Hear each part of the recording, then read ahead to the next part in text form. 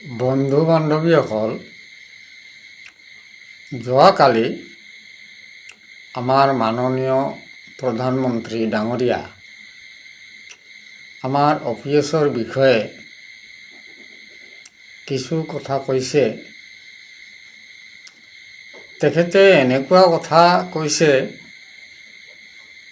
যে যিটো মানে আমাৰ আন্দোলন চলি আছে, এতিয়া দিল্লীত ধামাকা আন্দোলন চলি আছে, প্ৰায় দিল্লী আন্দোলন চলি আছে, সেইটোৰ বিষয়ে কৈছে যে আন্দোলন কিয় কৰিব লাগে, অফিচ দিয়াৰ তেওঁলোকৰ কোনো এটা মুড নাই, তেওঁলোকে অফিচৰ পক্ষত নাই। কৈছে যে নতুন পেঞ্চন আনি আছোঁ, নতুন এছুৰেট পেঞ্চন, অৰ্থাৎ এছুৰেট পেঞ্চন মানে এন পি এছতে তেওঁলোকে এটা এছুৰেট পেঞ্চন দিব খুজি আছে। ইয়াৰ আগতে ইউ পি এছ দিছিল, কিন্তু ইউ পি এছ মাত্ৰ শতকৰা 4জনহে চিলেক্ট কৰিছিল। সেইকাৰণে ইউ পি এছটো কেন্দ্ৰত এইটো বাহাল নহ'ল। এতিয়া আকৌ নতুনকৈ এন পি এছৰে এটা নতুন পেঞ্চন আনিব খুজি আছে আৰু আন্দোলন কৰালৈ তেখেতে অলপ কৈছে, ভাল পোৱা নাই। মই ভিডিঅ'টো দিম।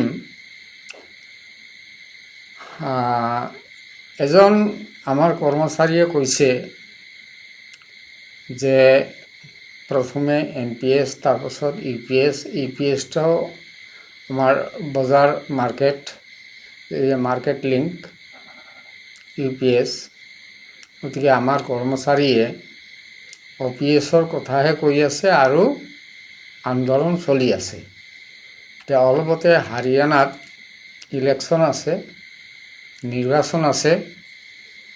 হাৰিয়ানাত আমাৰ যিসকল কৰ্মচাৰী আছে, আমাৰ কৰ্মচাৰীসকলে vote for O' P S তেওঁলোকে কৰিব। হাৰিয়ানাত কৰ্মচাৰীসকলে এই বুলি কৈছে। এতিয়া কথা হ'ল কি,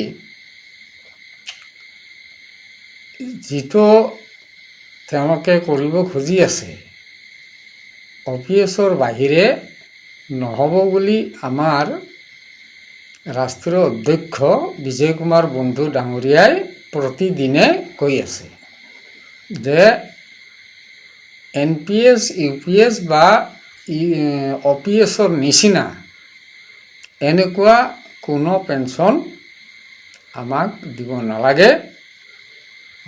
ই কৈছে যে অ' পি এছ লেকে ৰেহেংগে, এদিন হ'লেও অ' পি এছ লৈহে এৰিম। এইপিনে আমাৰ কেন্দ্ৰত মুখ্যমন্ত্ৰী ডাঙৰীয়া, প্ৰধানমন্ত্ৰী ডাঙৰীয়া, তাৰপিছত আমাৰ বিত্তমন্ত্ৰী ডাঙৰীয়ানী, তেখেতে কৈছে যে আমাৰ কেন্দ্ৰত এই বিষয়ে কোনো আলোচনাই হোৱা নাই। অ' পি এছৰ বিষয়ে তেওঁলোকে অ' পি এছ দিব বুলি কোৱাই নাই কোনোদিনো। তেওঁলোকে ইউ পি এছ আনিলে এইবাৰ আৰু এন পি এছৰ এটা নতুন কিবা এছুৰেট পেঞ্চন লাভৱান হ'ব বুলি কৈছে।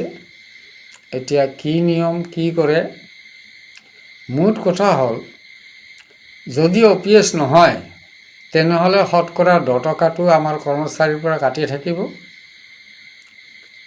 লাখ লাখ কোটি কোটি টকা শ্বেয়াৰ মাৰ্কেটত সেইটো লগাই দিব আৰু তাৰ পৰা বেনিফিট এটা পাই থাকিব আৰু কৰ্মচাৰীবিলাকে 1000, 1200, 1500 টকা মাত্ৰ পাব।